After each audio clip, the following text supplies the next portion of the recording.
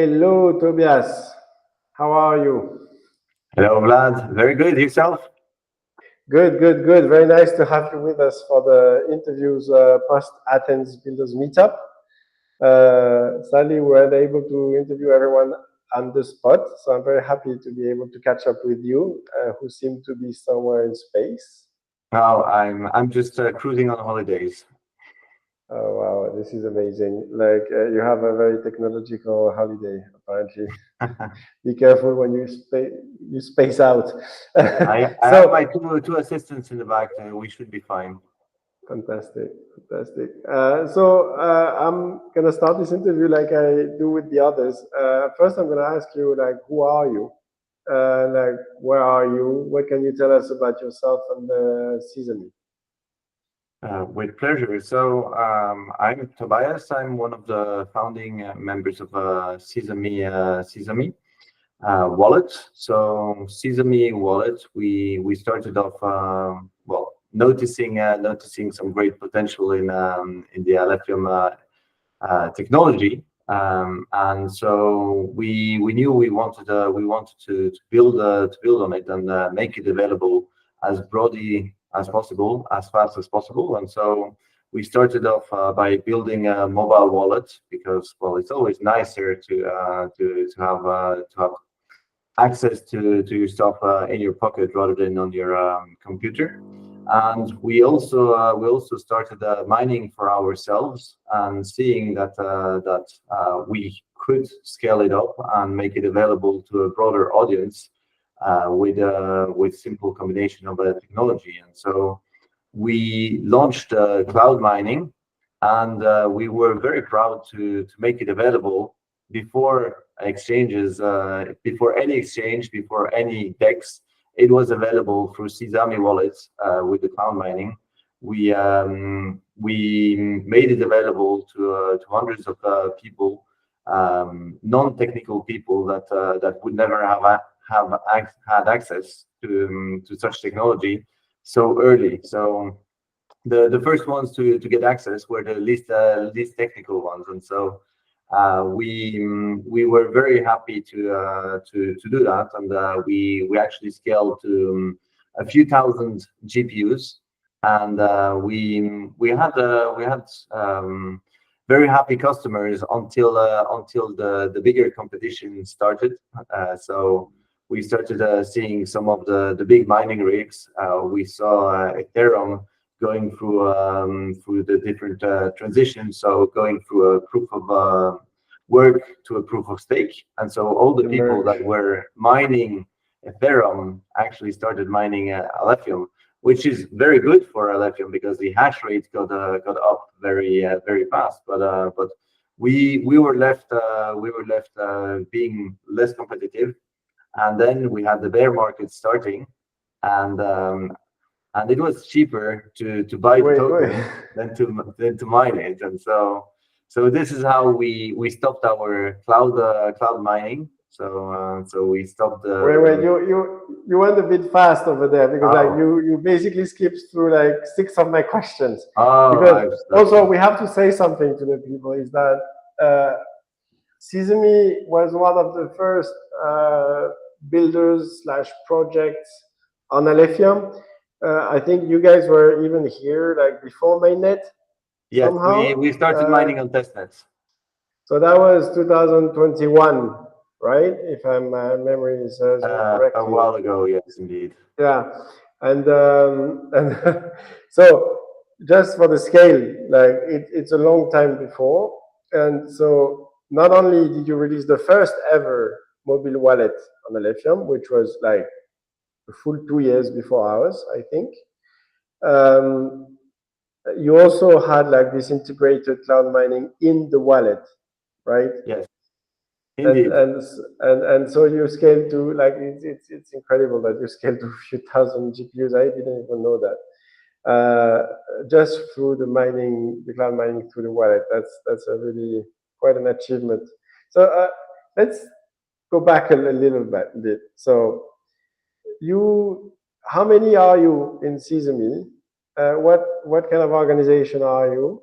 And how did you end up in crypto? So we were six founders in the original Sezame adventure, and we started we had all different different adventures. We are part tech and part tech enthusiasts, with one of us being working at a VC, so already crypto VC. So he was very knowledgeable about the different projects, and so he introduced us to the Alephium team. We had others that are more crypto enthusiasts on the user side, and some are more on the traditional geek side of the ecosystem, builders that enjoy building on whatever technology has like potential, some good perks, and some new ways of doing things. And so we were a mix of tech and non-tech people with a similar interest for novelty. Bless you. Thank you. Okay, so how did you find out about Alephium? Is it like through your VC friend, you say, a Yes. co-founder? Yes. So we started we were discussing multiple projects, and Alephium really was standing out. And well, our friend was a big enthusiast of Alephium at the time, and so he told us the technology was great. And we started off looking at technology, thinking it does indeed look quite promising, but with big promises, you need to be able to deliver. And so our next question was, is there a team that can deliver on such bold claims? Because, well, it's a layer one is probably one of the most complex adventures. You don't improvise a layer one. You need a robust team. You need like people that have knowledge, experience, that are able to deliver.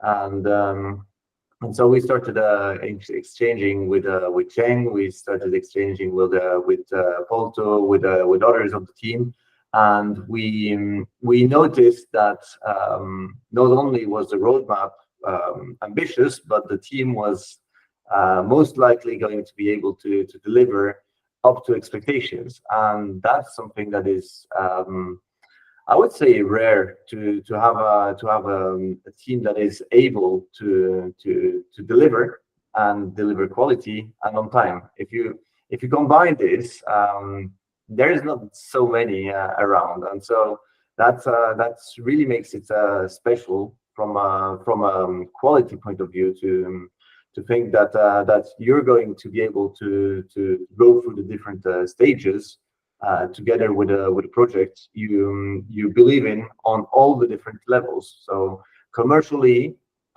technologically, and operationally. That's a very promising still now, because we're still early. So we still have the same faith, or even more faith, in Alephium now than we used to have at the very start. It's actually interesting. Oh, first, thank you, but like I'm blushing, even though you can't see it, even though that was not for me. But still, it's so. For example, even for dApps that have been around, it's like a year maximum, right? But you guys have been there for like a full 3 years. So you have seen the ecosystem evolve, you have seen the code base evolve, you have seen the team stay mostly the same, actually, but evolve too. And you have seen the community grow, you have seen the dynamic, you're involved in the community. You've been here at all the big times, right? Like so at launch, testnet launch, and then you were there at the hackathon, and then you were there in Athens. So can you tell us how you've seen, let's say, the project evolve from your perspective? Oh, that's a very good question. That's a very good question. Well, one of the fears we had very early was that that Cheng wouldn't be able to pass on the well his his knowledge to everyone else. You know that it would be very difficult to build without without talking to Cheng directly, because well he is a brilliant brilliant guy, and it's sometimes hard to follow like what he has in mind, and on an early stage it's quite difficult to find out exactly how you're going to build. Even with examples, it can be tough to start building. And so we started posting in Discord when we wanted to do things, and we had like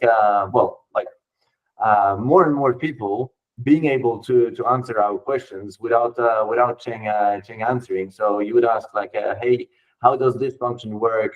How do we do this? How do we do that?" And you get like people that were there from the start as well for some, but really racking up knowledge and being more and more knowledgeable on the different points when you would say like, "Okay, can I use this smart contract to do this function?" They would just be very knowledgeable, or we actually wanted to know well if we could build, for instance, it was a raffle for well at the end we ended up not doing the raffle because we saw that one of the community members had like a better idea than we had on the topic. And so it's just like we see more and more people that are really capable of building and exchanging their wisdom and their experience to others. And so it's been a real pleasure to explore the possibilities and see what Alephium is capable of, not only from the core team but also from the ecosystem, and well just passing on tips and ways to build. And again, not only on the code level, but also legally, is it possible to do it? Is it going to be a good business model? And so, yeah, we actually saw more and more that is well growing in a pretty natural manner where there is no strong additions. It's just more and more people participating to the conversation and adding more experience and more knowledge to it. I can tell you that also, like in marketing, like we've spent good part of the past 2 years mainly to document the tech.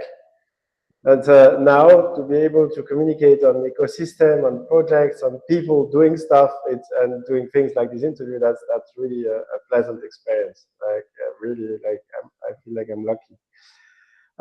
So okay, that's a very interesting perspective. Like, can you tell us a bit more about Sezame? Like, where are you today? What do you want it to become? Do you have other ideas? How involved are you with the rest of the ecosystem? Because you've always been very active in Discord. You've been there for a long time, so you've seen people come in.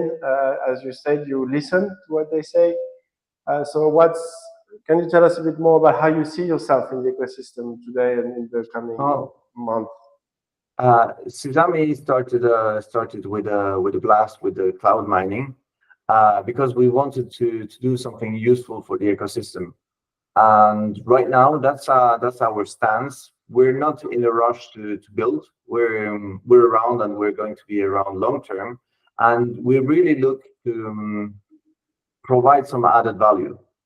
We don't want to be in competition with others. We want to have a unique proposal for the users and do something that is not going to devise the user base, especially not at the beginning, because the user base is still small compared to what it will be. And so we're carefully looking what is currently needed in the ecosystem. We're also in touch with other builders, exchanging, giving feedback, and well, passing on whatever knowledge we have, because ultimately it's in everyone's best interest that this technology reaches its full potential. And so we started off with cloud mining. We then did the multi network wallet. We got a little bit stuck with the possibilities of real things to do, and so we slowed down on the wallet. We are currently in touch with quite a few different projects, because we want to evolve this mobile wallet and make it very functional once it's ready, and go back to our roots. So making it very user friendly for non-technical users. And so we have quite a few steps we need to take in order to make it really relevant, because right now our user base cannot really buy and sell, because even like well, the centralized exchanges are a little bit technical for most of them.